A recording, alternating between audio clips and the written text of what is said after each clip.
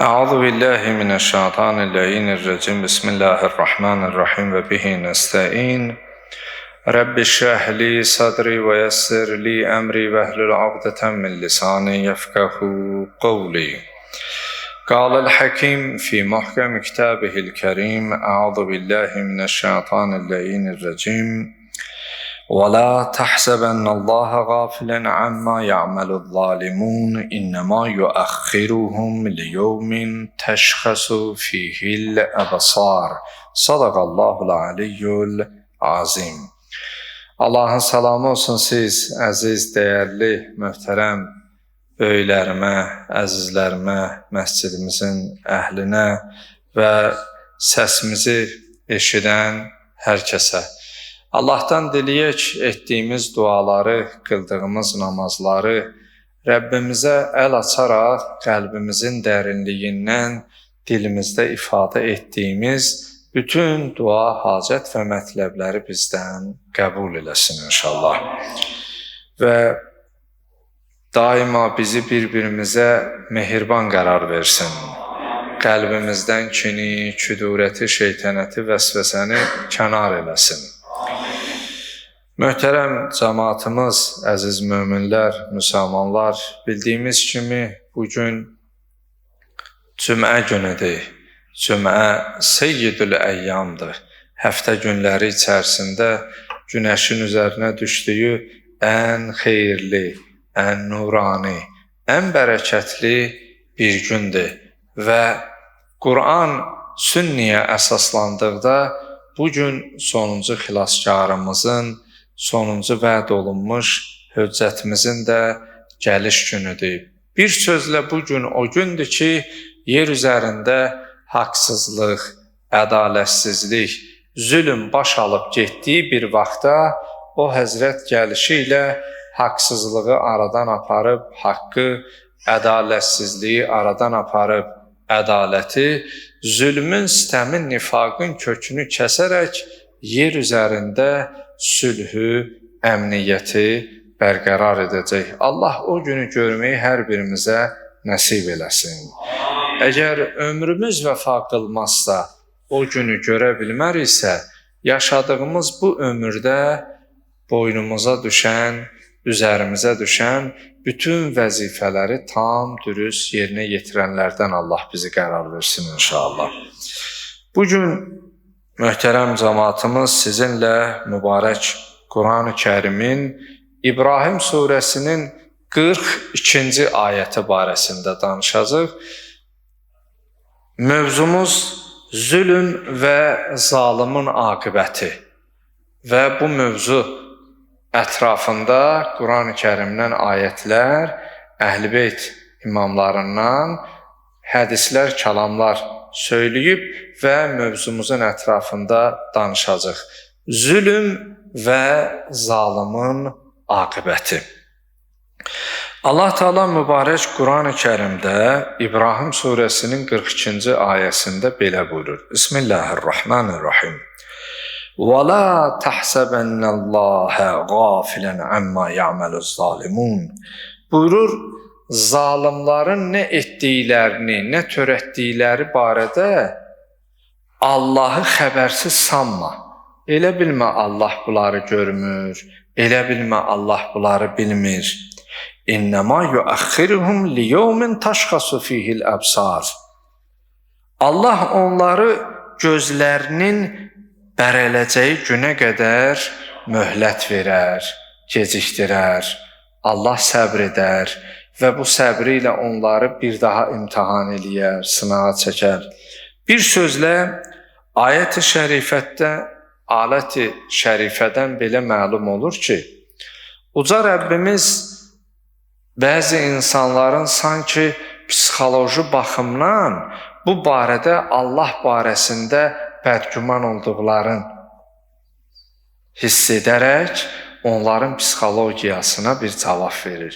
Bəzən görürsən günümüzdə haliyyədə belə sözlər qeyd olunur ki, dünyada bu qədər çalxalanan bir vaxtda məsum körpələrin qətilləri, yaşlı qoca insanların qətilləri, günahsız insanların qətilləri bəs nəuzubillah, nəstəcirubillah, Allah görmürmü? Allah bunları baxıb nədən onları cəzalandırmır deyə. Bir sözlə, möhtərəm cəmaatımız, bu dünya bir imtahandır. Amma elə imtahanlar var ki, insan orada özünü tapır, amma elə imtahanlar var ki, o imtahanda insan özünü itirir. Yəni, imtahanın nəticəsi fərqli ola bilər. Məsələn, uca Rəbbimiz bəzən görürsən birini acılıqla imtahan eləyir. Bu acılıqda əgər o səbr eləyirsə, qazanır. Səbirsizlik eləyirsə, naşükürlük olur və nankor bəndiyə çevrilir. Bəzən görürsən biri var, dövlət, uca Rəbbimiz ona verməklə, onun varı, dövləti onun imtahanına çevrilir. Bəzən görürsən ki, səltənət, qüdrət, tac verir. İnsan orada öz insanlığını, öz kimliyini itirərək imtahandan üzü ağ çıxa bilmir. Bir sözlə, möhtərəm cəmaatımız, əziz möminlər, bu zülmdə elə bir imtahandır ki, insan zahirdə güclü görünə bilər, qüdrətli görünə bilər. Gücsüzün üzərində və yaxud da məzlumun üzərində öz qüdrətini nümayiş etdirə bilər. Amma unutmayaq ki, əslində uca Rəbbimiz gücün, qüvvətin özüdür. La havlə və la quvvətə illa billah, əl-aliyyil azim. Əzəmətli və uca olan Allahın güc qüvvəsindən üst güc qüvvə yoxdur, ola bilməz. Deməli, bu ayət-i şərifədə uca Rəbbimiz o insanlar ki, nədən Allah bunu görmür, görürsə niyə onları cəzalandırmır deyə ayədə buyurur: "Və la təhsəbənnəllaha qafilən amma ya'maluz-zalimun." Zalimların etdiklərindən Allahı xəbərsiz sanma. Elə düşünmə Allah görmür, Allah bunlardan xəbərsizdir deyə. Bu ayədən bizə neçə bir çıxarış uca Rəbbimiz tərəfindən sanki bir neçə mesaj var. Onlardan biri budur ki, Allah heç zaman heç nəyi unutmur. İnsan unutqan varlıqdır. İnsanın yadından çıxa bilər, insan unuda bilər. Amma Rəhman və Rəhim olan Allah heç zaman heç nəyi unutmur. Və bu ayədən məlum olan budur ki, Allah hər şeyi görür, dəqiqliyi ilə görür, sadəcə səbr edir. Allahın səbrinin bəzən insanlar onu görməməzliyindən gəldikdə bu fikrə düşə bilir ki, bəs nədən Allah zalımı cəzalandırmır? Allahın səbri əslində ona bir imtahandır, ona bir cəzadır. Zülm gecişə bilər, amma cavabsız qala bilməz. Ola bilər zamanla geciksin, ertələnsin. Ona görə bu dünyada çalış insanlara mərhəmət hissi ilə davran. Heç zaman zülm eləmə, zalimların zümrəsinə, o dəstəyə, o cərgiyə qatılma. Çünki o əsla cavabsız qalmaz. Ümumilikdə bu məsələni unutmayaq ki, əgər biri birinə zülm eləyirsə, zülm edənin adına zalim deyərlər, zülm olunana məzlum deyərlər. Məzlumun ahı yerdə qalmaz. Bir ah bir insanın həyatını dəyişə bilər, onu viran edə bilər, alt-üst edə bilər. Çünki məzlumun bəzən elə məzlumlar olur ki, Allahdan başqa kimsəsi olmur. Allahdan başqa onun bir arxası, dayağı olmur, köməyi olmur.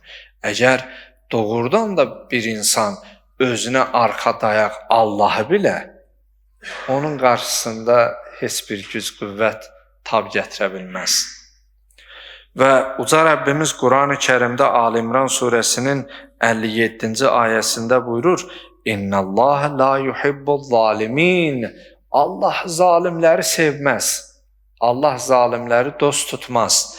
Yəni zalim heç vaxt Allahın dostu ola bilməz. Bundan nə ağır cəza olsun ki, Allah bir insanı sevməsin, heç vaxt onu özünə dost tutmasın. Allahın sevgisindən uzaq düşən insan bədbəxt insandır. Allah sevgisindən uzaq düşən insan nicat tapmayan, uğur əldə etməyən insandır.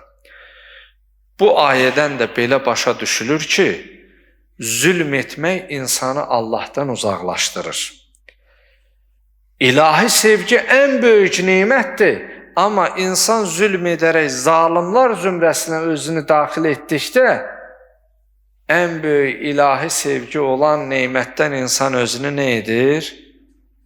Bəli, uzaqlaşdırır, məhrum edir və zalim insan zahirdə güclü, varlı, qüdrətli görünə bilər, amma onun daxili yoxsuldur və gücsüzdür. Bir sözlə zülm insanın qəlbini qaraldar.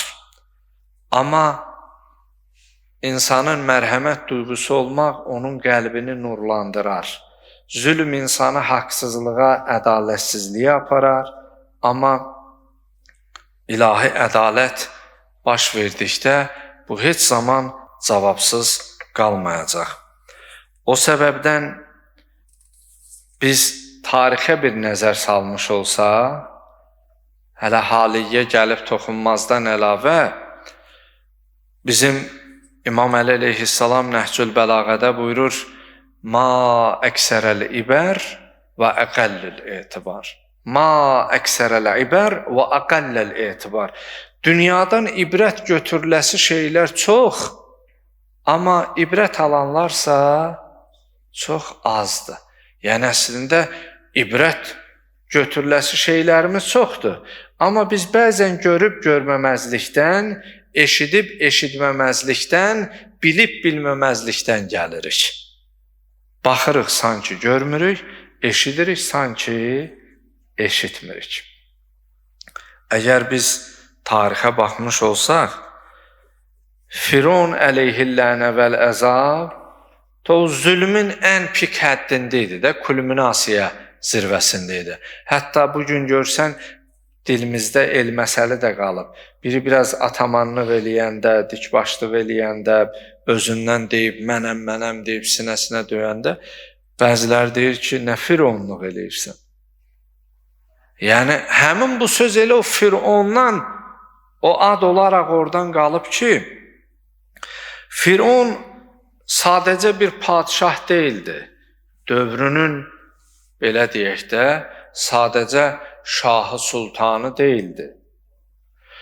Hətta o təkəbbürlükdə, ücb qütbəsəndlikdə bir yerə gəldi çatdı ki, üzünü insanlara tutub deyərdi, Ənə Rabbukumul Əla. Qurani Kərimdə Naziyyat surəsinin 24-cü ayətində keçir bu ifadə. Firon bir yerə gəldi çatdı, dedi ki, mən sizin ən böyük Allahınızam. Özünə ilah nisbəti verdi. Aman bu nəfsin əlindən, aman bu nəfsin əlindən. Adam bu nəfsi öz başına buraxsa, bu nəfs Allahlıq iddiasında olar. Bu qədər tüğyan elədi. Bir yerə gəldi çatdı, hamı səsini eşidəndə, görəndə tir-tir əsərdi. Gizlənməyə yer axtarardılar. Yollarını, səmtini, istiqamətini dəyişərdilər. Bir yerə gəldi çatdı, dedi, mən nəinki sizin padişahınız, Ənə Rabbukumul Əla. Mövzumuzu unutmayaq, zülm və zalimin aqibəti və yaxud da zalimlərin aqibəti. Amma uca Rəbbimiz o özünə Allah nisbəti verənin cənazəsini su qərar verdi.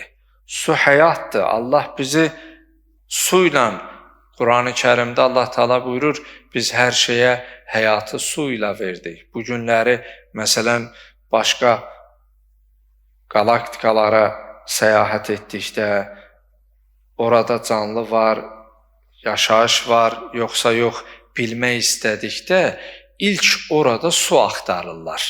Əgər su varsa canlı var. Su yoxdursa orada canlı axtarışına çıxmağa, vaxt itirməyə dəyməz. Amma mən sizin böyük Allahınızam deyən Fironun sonluğu, o hadisələr eşidibsiniz, bəlkə filmində də o fraqmentləri izləmisiniz. Həzrəti Musa aleyhissalam gəldi ona haqqı izah eləyə, amma o haqqı qəbul eləmədi, imtina elədi. Və imtina etdikdə o hadisələr üstündən keçirəm, o an istəyirəm izah eləyəm ki, Həzrəti Musa aleyhissalam öz ətrafında olan ona iman gətirib, onun yanında olanlarla Nilə doğru, çaya doğru qaçdıqda, Firon və əsgərləri onu təqib etdikdə Nil çayı yarılır, Həzrəti Musa aleyhissalam və yavərləri onun ətrafında olanlar üçün yol açılır. Hətta bəzi tarixdə var ki, bunların axırıncısının çıxması, onların bu tərəfdən daxil olması. Amma sonda uca Rəbbimiz ona ayət-i şərifə var, Qəsəs surəsinin 40-cı ayəsində ki, فَأَخَذْنَاهُ وَجُنُودَهُ فَنَبَذْنَاهُمْ فِي الْيَمِّ Həm Fironu və onun ordusunu, cünud orduya deyər, onun əsgərlərini, onun ordusunu biz suda qərq etdik və həmin anda o Firon dedi, Əl-an və qəd əsəytu qəbl, mən iman gətirdim, öncə günah eləmişəm, üsyankar, asi olmuşam, indi başa düşdüm. Deməli, buradan biz bir şeydə anlayırıq ki, bəzən tövbə gecikə bilər. Yəni, ölüm anında edilən tövbə məqbul olmur. Çünki öləcəyi hiss edib tövbə edirsən, amma həyatda qalacağı bildiyin halda sənin niyyətində, məqsədində tövbə etmə fikrində olmadığı üçün ölüm qorxusundan edilən tövbə məhz bu məlun zalım Fironun etdiyi tövbə təkib. Deməli, nəticədə Allah o zalimin cəsədini o ləpələr vasitəsilə kənara, insanlara ibrət olsun deyə, insanlar ondan ibrət çıxarsın deyə biz, Allah Teala buyurur ki, onu etdi. Hətta Naziyə surəsinin 26-cı ayəsində buyurur, فَأَخَذَهُ اللّٰهُ نَكَالَ الْآخِرَةِ وَالْأُولَى إِنَّ فِي ذَٰلِكَ لَعِبْرَةً لِمَنْ يَخْشَى Biz Firona həm dünya əzabı, həm də axirət əzabı verdik. Bu, Allahdan qorxanlar və Allaha inananlara bir ibrət olsun deyə. Yəni, əslində, Fironun mən sizin böyük Rəbbinizəm iddia edib, amma bir suyun içərisində qərq olub və cəsədinin də çölə çıxarılması insanlara bu bir nə idi? Uca Rəbbimiz tərəfindən bir mesaj idi, ibrət olsun deyə. İkinci bir tarixi bir hadisəyə toxunmaq istəyirəm. Çoxlarımızın bildiyi bir məsələdir. Tarixdə zalimlar çox olub, amma onlardan biri də Nəmrud əleyhillənə vəl əzabı idi. O Nəmrud ki, Həzrət İbrahim Peyğəmbəri oda atdırdı da, tonqal qaladı, məncənaqla götürdü odun içərisinə ata. Nəmrud da Allahlıq iddiasında idi. Özünə ilah deyirdi, mən də öldürə bilərəm, dirildə bilərəm. Məsələn, bir canlının başını vurdururdu, deyirdi, mən Allah da öldürür, mən də öldürürəm. Məsələn, birinə belə deyək də, ölümdən azadlıq verirdi, deyirdi, mən onu həyatda saxlayıram və s. İnsanların gözü önündə Həzrəti İbrahim əleyhissalam az yaşlı olarkən onların inanclarına qarşı çıxırdı. Hətta Həzrəti İbrahim peyğəmbərin 12-14 yaş yazıblar. Deyir, bir gün bunların inanclarına qarşı olan çox Allahlılar, hətta bəzən eləsi ayı Allah bilirdi, bəzisi günəşi Allah bilirdi. Gəldi o ayı Allah bilənlərə qoşuldu, dedi ki, mən də elə sizlə bu fikirdə həmfikirəm, razıyam. Ay gecə çıxmışdı, səhər itəndə dedi, inni la uhibbul afilin. Mən batıb çıxanları sevmirəm. Bu necə Allahdır? Hərdən görünür, hərdən görünmür. Gəldi günəşi Allah bilənlərin yanına. Günüz görünürdü, gecə itirdi. Dedi, bəs bu necə? Bir sözlə onların öz məbədlərində bütləri var idi. Özlərinə məxsus dini ayinləri var idi. Onların bir günü var idi ki, ildə həmin günü hamı şəhəri tərk eləyirdi.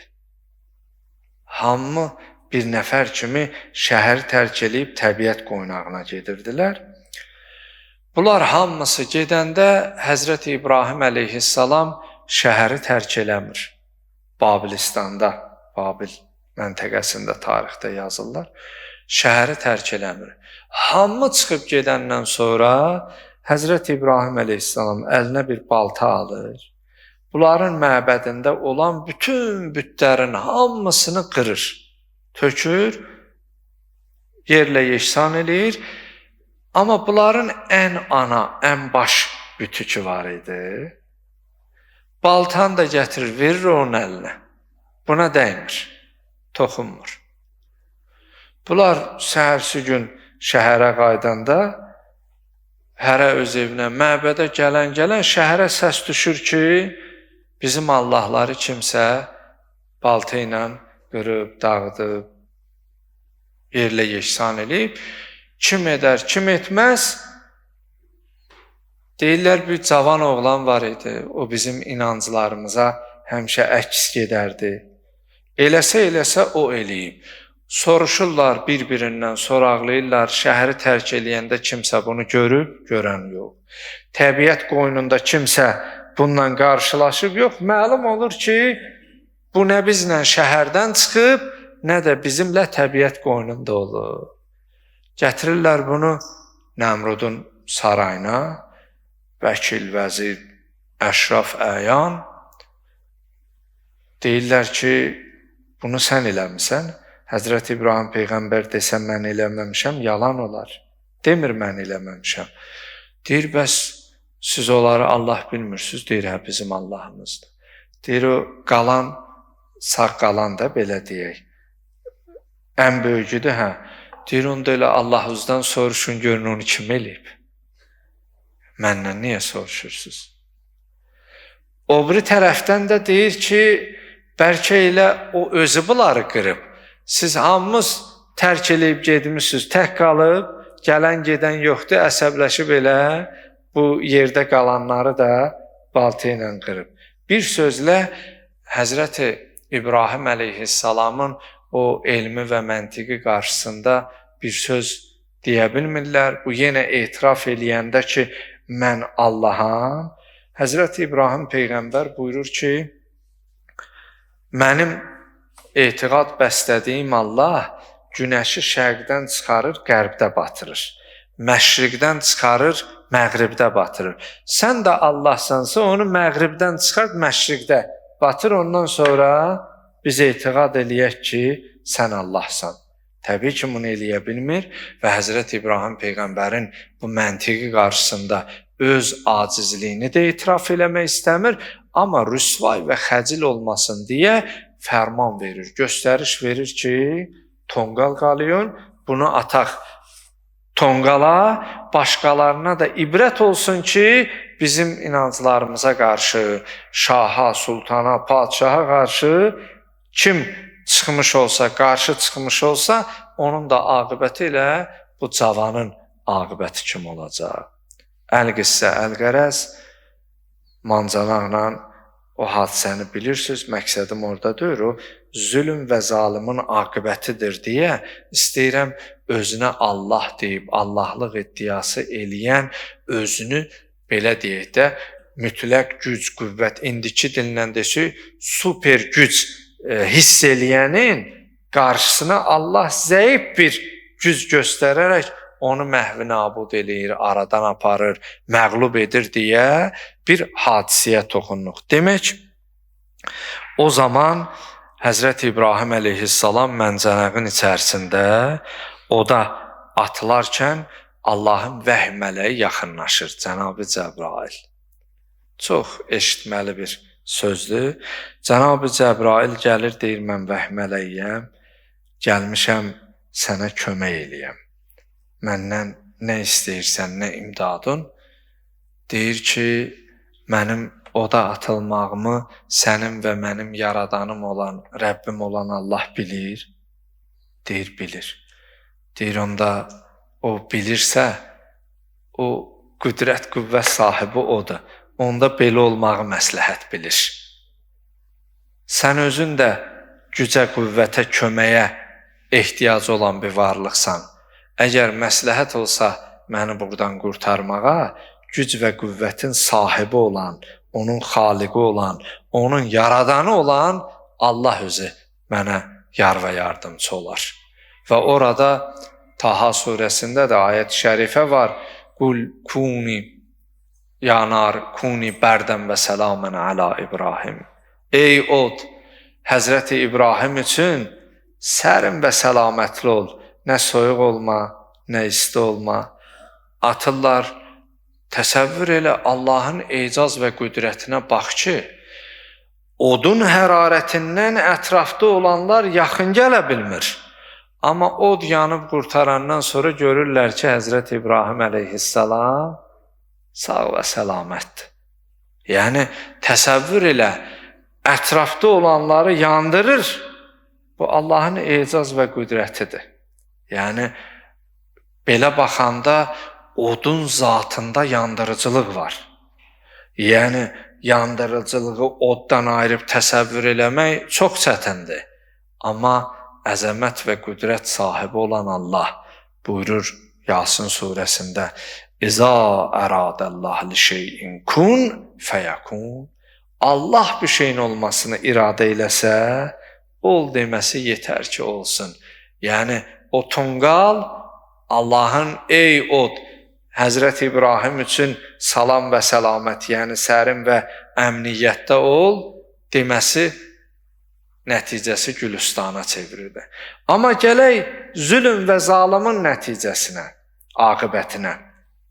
O ki, əmr etdi, atır, oda, yandırın, əziyyət, işgəncə. Amma bilirsiniz, Nəmrudun ölümünə səbəb bir milçək olub. Bir milçək. Dünyaya meydan oxuyana zəif görünən balaca bir uşaq biraz sərt vursa belə ölümə məhkum olan bir milçəyin vasitəsilə. Bəzi rəvayətlərdə var, aramızda elm əhli olan alim rəbbanilər var, ruhani qardaşlarımız var. Bəzi rəvayətlərdə var, milçək Nəmrudun qulağından, bəzi məşhur, daha çox şöhrəti olan rəvayətlərdə burnundan daxil olur, ta beyninə qədər hərəkət eləyir. Onu çıxarda bilmirlər. Hər dəfə o hərəkət eləyəndə Nəmrud əleyhillənə vəl-əzab narahat olarmış. Hətta tarixdə var, o milçək, belə deyək də, elə bir dözülməz ağrıya səbəb olurdu ki, hətta bəzi vaxtlarda başını divara vurardı ki, ağrıdan da sakitləşsin. Odur ki, xüsusi adamlar tutmuşdu, onun yanındaydı. Hər dəfə ki, ağrı onu narahat eləyirdi, onun başına vurardılar. Hətta var ki, o ki, dayana bilməyəndə, dayanmadan ki, vurardılar. Elə sonda Allah ona elə bir acı aqibət nəsib etmişdi ki, taxtında, səltənətində otura bilmirdi. Günüzlər qışqırırdı, gecələr yata bilmirdi, səsindən ətrafda olanlar narahat olurdu. Halbuki özünü ilah bilirdi, Allah bilirdi, dünyanın ən üst gücü bilirdi. Amma bir milçəyin, ən zəif bir varlığın əli ilə Allah onu neynədi? Hətta sonda deyirlər, elə başına o qədər vurdular, elə o zərbənin nəticəsində də öldü. Odur ki, zülm və zalimin aqibətinə biz baxmış olsaq, nəticə gün kimi bəllidir.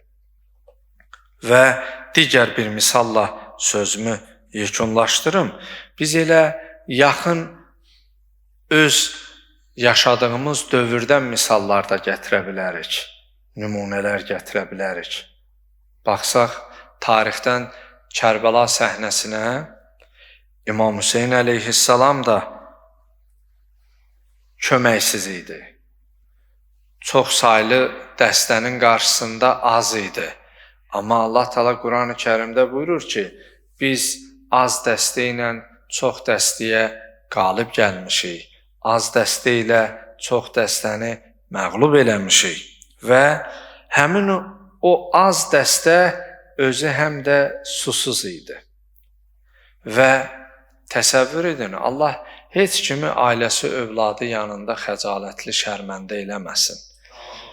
Onları dəvət eləyənlər indi yolunu kəsirlər.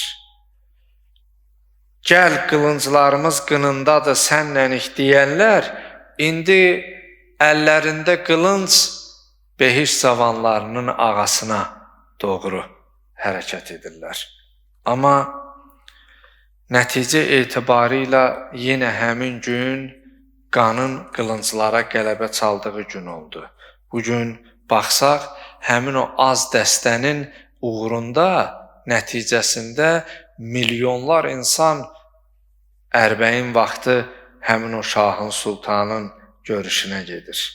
Dünyada heç bir şahın, sultanın indiyənə qədər o izdihamda görüşünə gedən, onun ziyarətinə gedən olmayıb. Əgər baxmış olsaq, ən son dövrlərimizdən bir müqayisə deyəcəm. Məsələn, bir zaman vardı, Səddam Hüseynin adı gələndə İraq xalqı tir-tir əsərdi. Hətta bir neçə mərcəyi təqlidimizin, müctehidlərimizin qətlində onun əli var. Amma sonuna baxsaq, sonu necə oldu? Zülm və zalimin aqibəti. Məyər bunlar elə bugünkü dövrümüzdə olanlara yaxın ibrətlər deyilmi? Yaxın özlərinə görüb yaşadıqları dövrdə sonlarının aqibətlərinin necə olmasından ibrət çıxarması üçün bəs deyilmi? Halbuki bir zamanlar İmam Hüseyin əleyhissalamın ziyarətinə qadağa qoymuşdu Səddam Hüseyin. Hətta fotolarda var, öz silahı ilə atəş açır, odlu silah İmam Hüseyin əleyhissalamın hərəminə doğru Beynül Hərəmeyndə dayanır. Tank yanında Kamil Hüseyin onun ordu komandanı idi, müdafiə naziri idi dövründə. Həmin o fotoları mən özüm öz gözlərimlə görmüşəm. Atəş açaraq bu sözləri deyir ki, sənin də adın Hüseyndir, mənim də adım Səddam Hüseyn, adı Hüseyn. Sən güclüsən, mən güclüyəm. Bax, ziyarətə gələn bir kimsəyə icazə vermirəm, qoymuram. Amma aqibətinə bax, çıxanda hardan, çirkab sulardan çıxartdılar, harda tutdular, harda yaxaladılar və sonu nə? Amma yenə milyonlarca var imamın ziyarətinə axın edir. Zülm və zalimin aqibəti. Həmin o Fironun başına gələnlər, həmin o Nəmrudun aqibəti, bu Səddamların, Qəddafilərin aqibəti onun yolunu gedən hər bir kəsin aqibətinə oxşardı, eynidir. Ona görə Allah bizi heç zaman zülm edənlərdən qərar verməsin. Allah bizi zalimların cərgəsinə qatılanlardan eləməsin. Odur ki, biz bu fani dünyada bilirik, fənaya uğrayacaq. Kullu mən aleyha fan. Ər-Rəhman surəsi 26-da Allah Teala buyurur ki, bütün canlı olan dünyada o hər bir kəs fənaya uğrayacaq. Biz bilirik, amma çalışağın fənaya uğramazdan öncə heç zaman zülm etməyək, heç zaman qəlb sındırmayaq, heç zaman məzlumun ahını üstümüzə götürməyək. Çünki onun ahı insanın həyatını alt-üst eləyə bilər, darmadağın eləyə bilər, yerlə yeksan edə bilər. Ona görə möhtərəm cəmaatımız, əziz möminlər, səsimizi eşidənlər, bizi izləyənlər, bu həftə mövzumuz ki, zülm və zalimin aqibətidir. Biz 3 nümunə çəkdik, başlıca özümə və sizə və bizi izləyən hər bir kəsə bu çəkdiyimiz məsəl və hekayələrdən ibrət alaraq heç zaman zülm etməməyi, zalimların cərgəsinə qatılmamağı tövsiyə edirəm. Allah bizi bağışlanan bəndələrindən qərar versin inşallah. Allahım, bu etdiyimiz söhbətləri bizim ruhumuzda təsirli qərar verginən. Allahım, zəmanə imamımızın zuhurunda təcil etginən. Allah, İslam və müsəlmanlara uzanan əlləri məhv nabud etginən. Allahım, İslamın izzət və qüdrət, şöhrət və əzəmətini günü-gündən artırginən. Allahım, zindanda nahaq yatan qardaşlarımızın işlərinə fərəc verginən. Allahım, qəlbimizdən kini, küdurəti, şeytənəti, vəsvəsəni kənar etginən. Allah, xalqimizi, cəmiyyətimizi bir-birinə rəuf-i mehriban etginən. Allah, ailələrimizi, övladlarımızı, bütün sevdiklərimizi, ata-analarımızı ağla gələr gəlməz xəta bəlalardan amanda saxla cinən. Etdiyimiz duaların və bu söhbətlərin qəbuluna Muhammed o ali Muhammedə 3 ucalı Muhammedi səlavat zikirlər.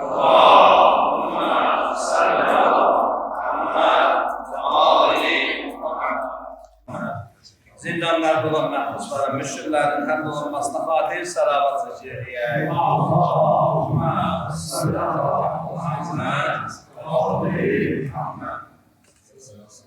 İki qardaşımız vətəndən uzaqda müşrikli sıxıntısı var.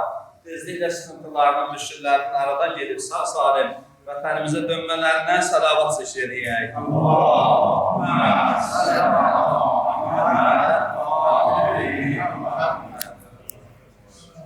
Sükan arxasında əyləşən cümlə sürücülərimizin salamatçılığına salamat zikr edək.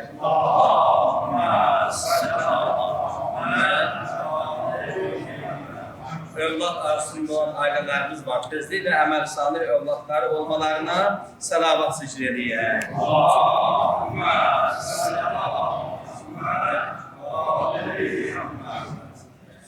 Vətənin keşiyində duran əsərlərimizin salamatçılığına salavat zikr edək.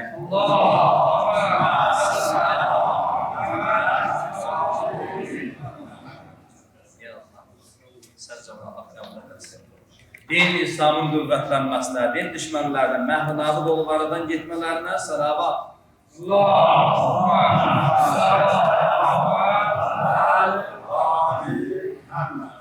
Hazır rəhbəri ilə cəmaat namaz qıldı, göz axtardı, gözümüz qoşuldu, Allah razı olsun.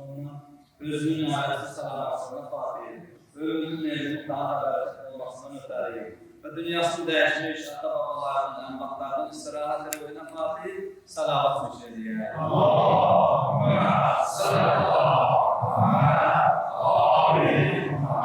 Allah qəbul edəsə, yəqə qardaşımız zəhmət çəkir, salavat zikr edək, özünün ailəsini və bütün sevdiklərinə səlamətçiliyinə, bu cəmiyyətlərlə maddi, mənəvi sıxıntısı, çətinliyi var, ailəsi ilə, işi ilə, sağlamlığı ilə, övladı ilə bağlı həllinə salavat zikr edək. Allahümmə salli ala Muhammed və ali Muhammed. Allah qəbul edəsə, Allah qəbul edəsə.